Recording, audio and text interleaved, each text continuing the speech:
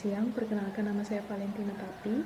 Pada siang hari ini saya akan menyebarkan sedikit mengenai hasil penelitian saya yang berjudul Hubungan keberadaan orang tua dengan tingkat kenyamanan dan tingkat nyeri pada anak yang dilakukan pemasangan infus di Rumah Sakit Dirgahayu, Samarinda.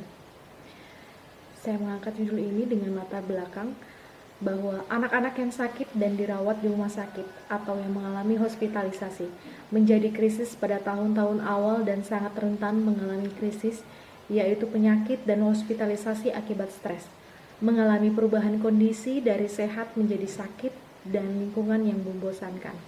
Mekanisme coping yang terbatas.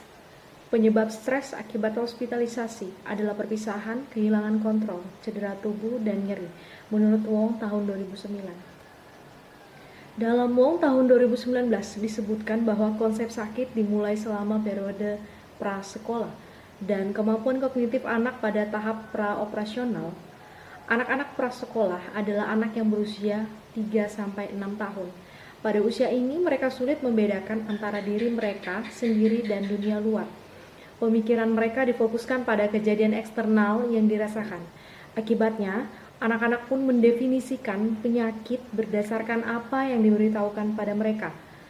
Pada kelompok usia ini membuat mereka sangat rentan terhadap ancaman cedera tubuh, prosedur instruktif atau invasif, baik yang menimbulkan nyeri maupun yang tidak. Merupakan ancaman bagi anak prasekolah yang konsep integritas tubuhnya belum berkembang baik. Maka, keberadaan orang tua merupakan bentuk dari interaksi sosial yang di dalamnya terdapat hubungan saling memberi dan menerima bantuan yang sifatnya nyata. Ini menurut Putranti tahun 2016. Peran orang tua selama anak dirawat di rumah sakit, yaitu dengan menjalani kolaborasi antara keluarga dan perawat atau dokter dengan adanya keterlibatan orang tua dalam memenuhi kebutuhan anak dan perawatan dengan memberikan support emosional kepada anak, itu menurut Below tahun 2014. Pada keaslian penelitian, menurut Dedi Supriyadi tahun 2018 mengangkat judul Hubungan Dukungan Keluarga dengan Kecemasan Anak yang Mengalami Pemasangan Infus. Penelitian ini menggunakan jenis penelitian analitik kuantitatif dengan menggunakan pendekatan cross-seksional dan teknik pengambilan total sampling. Pada Selvia Novitasari pada bulan Juni 2019 mengangkat judul Pengaruh Terapi Musik dan Terapi Video Game terhadap tingkat nyeri anak usia prasekolah yang dilakukan pemasangan infus. Penelitian ini merupakan penelitian kuantitatif dengan kuasi eksperimental.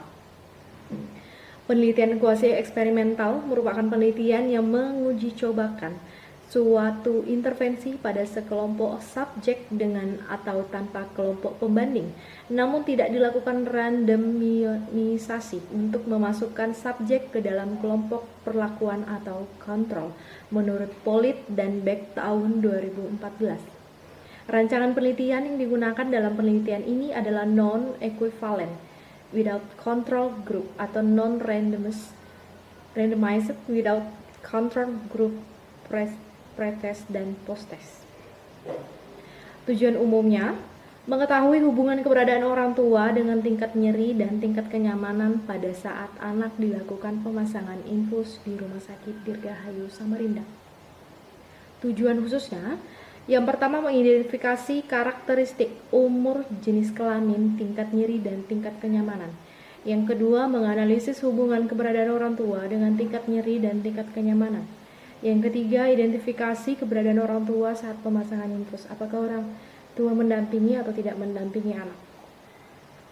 Manfaat praktisnya, bahwa hasil penelitian ini secara praktis diharapkan dapat menyumbangkan pemikiran terhadap pemecahan masalah yang berkaitan dengan hubungan keberadaan orang tua dengan tingkat kenyamanan dan tingkat nyeri pada anak yang dilakukan pemasangan infus. Manfaat teoritis, bahwa hasil penelitian ini secara teoritis diharapkan dapat memberikan pemikiran dalam memperkaya wawasan konsep mengenai tingkat kenyamanan dan tingkat nyeri pada anak yang dilakukan pemasangan infus. Kerangka teorinya di sini bahwa anak yang mengalami hospitalisasi akan merasakan cemas, takut, sedih, perasaan tidak nyaman, dan perasaan nyeri. Nah, dari semuanya ini bagaimana penggunaan coping di dalamnya. Yang pertama adalah coping konstruktif dan coping destruktif. Kerangka konsepnya bahwa dukungan atau keberadaan orang tua dan keluarga ini berhubungan dengan tingkat kenyamanan dan tingkat nyerinya. Yang dirasakan adalah dengan skala ringan, sedang, berat, dan sangat berat. Itu merupakan skala tingkat nyeri dan tingkat kenyamanannya. Pada hipotesisnya, HO menunjukkan bahwa ada hubungan keberadaan orang tua saat pemasangan infus dengan tingkat kenyamanan dan tingkat nyeri pada anak. HA-nya tidak ada hubungan keberadaan orang tua dengan tingkat kenyamanan dan tingkat nyeri saat pemasangan infus. Pada rancangan penelitian ini, populasi dalam penelitian ini adalah semua orang tua dan anak yang akan dilakukan pemasangan infus di Rumah Sakit Dirgahayu Samarinda. Pada sampel dalam penelitian ini adalah responden yang diambil berdasarkan kriteria inklusi dari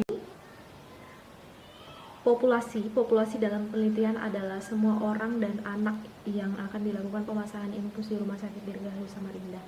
Pada sampel dalam penelitian ini adalah responden yang diambil berdasarkan kriteria inklusi dan populasi yang telah menandatangani inform consent.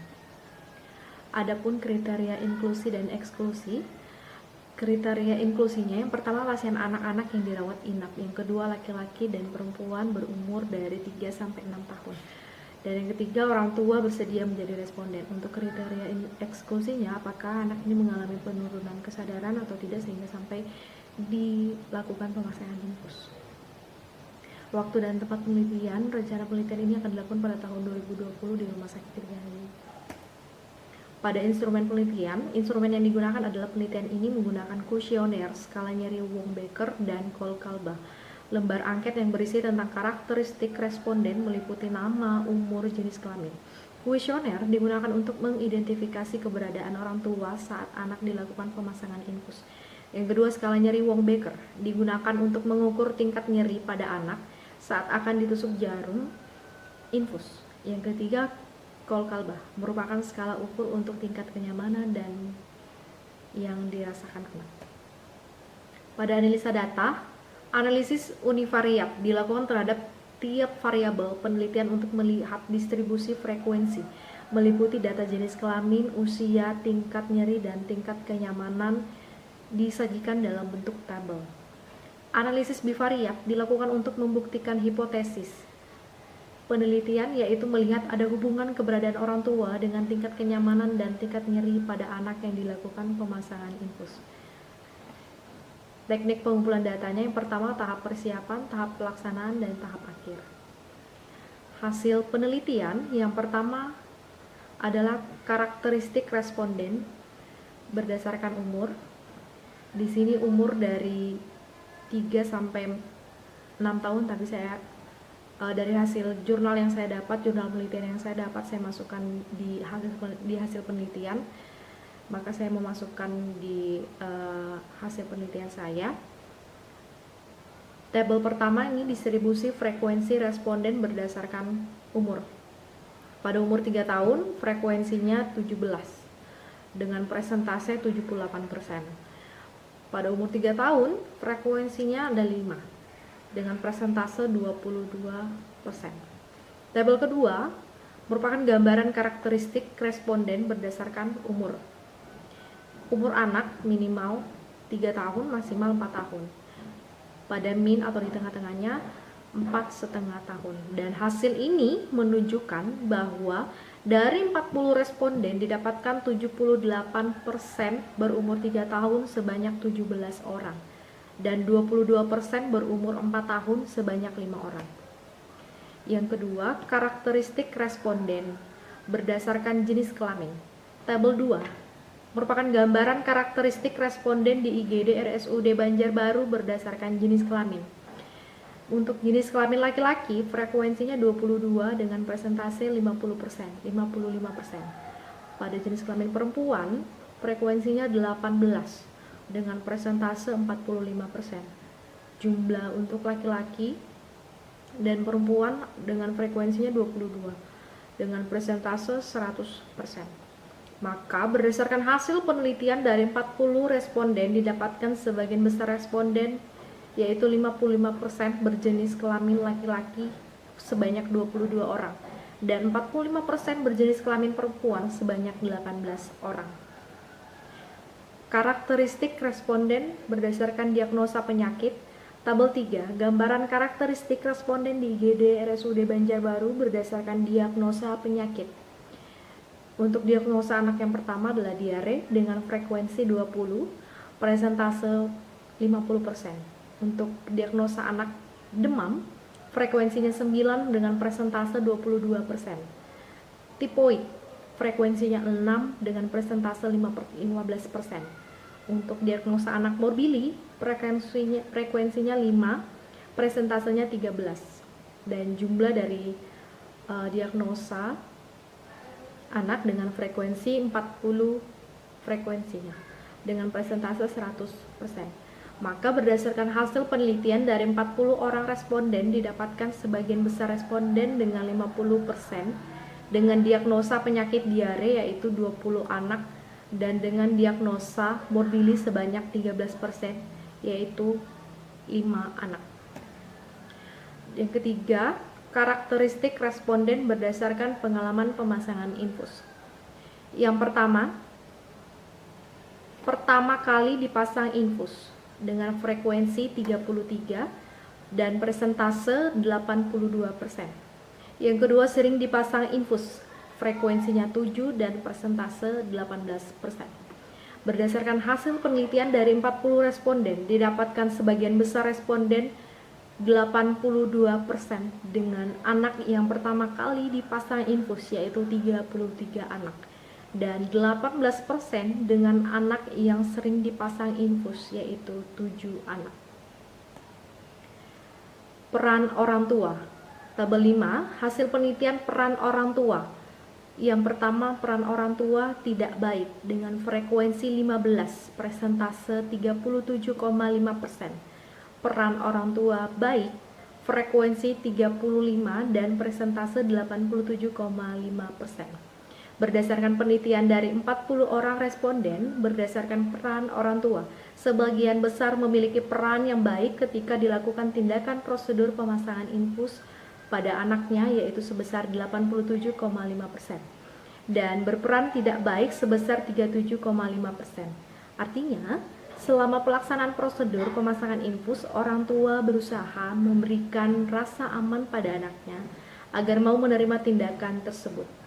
Peran orang tua dipengaruhi oleh pengalaman menjadi orang tua, hubungan perkawinan, keterlibatan ayah dalam pengasuhan, dampak dari stres pada keluarga, karakteristik anak. Tua harus mempunyai percaya diri yang besar dalam menjalankan peran pengasuhan terutama mengenai tingkah laku anaknya dan pemenuhan kebutuhan anak. Pembahasan hal ini sejalan dengan hasil penelitian Kashmira tahun 2011 di mana 34 orang ibu yang mendampingi anak pada saat dilakukan tindakan pemasangan infus di ruang mawar RSUD Keraton Kabupaten Pekalongan. 70,6% diantaranya memberikan peran yang baik maka dapat menurunkan tingkat kecemasan anak ketika menjalani proses pemasangan infus dan mereka dapat menerimanya. Selanjutnya, kecemasan anak pada saat pemasangan infus. Tabel 6 menunjukkan hasil penelitian kecemasan anak pada saat pemasangan infus.